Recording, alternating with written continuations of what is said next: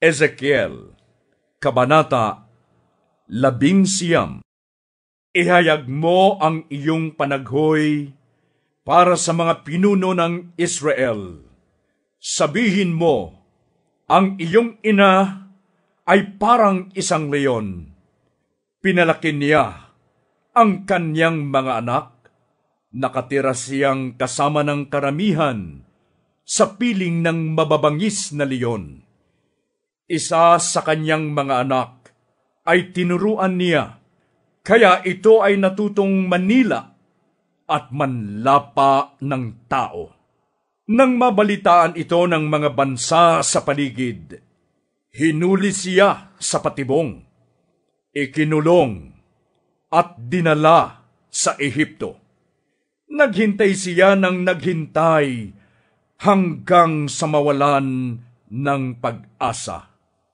Kaya inaruga ang isa pang anak niya, na nang lumaki, naging isang mabangis na leon. Sumama siya sa ibang leong tulad niya, at siya'y natutong manlapa ng tao. Iginuho niya ang mga tanggulan ng kalaban, at kanyang winasak ang kanilang mga bayan. Ang buong lupain, lahat ng mamamayan, ay nangingilabot sa kanyang atungal. At nagkaisa laban sa kanya ang mga bansa sa palibot. Iniumang nila ang kanilang mga lambat, at siya ay nahulog sa kanilang patibong. Siya ay ikinulong nila't dinala sa hari ng Babylonia. Pinabantayan siyang mabuti. Mula noon, ang ungal niya'y di na narinig sa mga bundok ng Israel. Ang iyong ina ay tulad ng baging ng ubas, itinanim sa tabi ng batis, sapagkat sagana sa tubig, kaya ito ay lumago at namunga ng marami. Matitigas ang kanyang mga sanga, bagay na setro ng hari.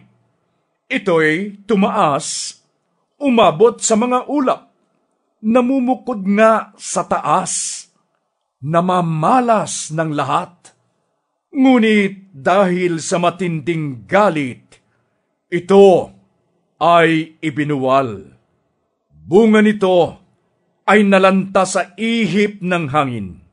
Ang puno ay natuyo, sa huli ay sinunog. At ito nga'y itinanim sa disyerto, sa lupaing tuyong-tuyo, kaunti may walang katas. Ang punong iyon ay nasunog, bunga't sanga ay natupok, kaya't wala nang makuhang gagawing setro. Ito ay isang panaghoy at paulit-ulit na sasambitin.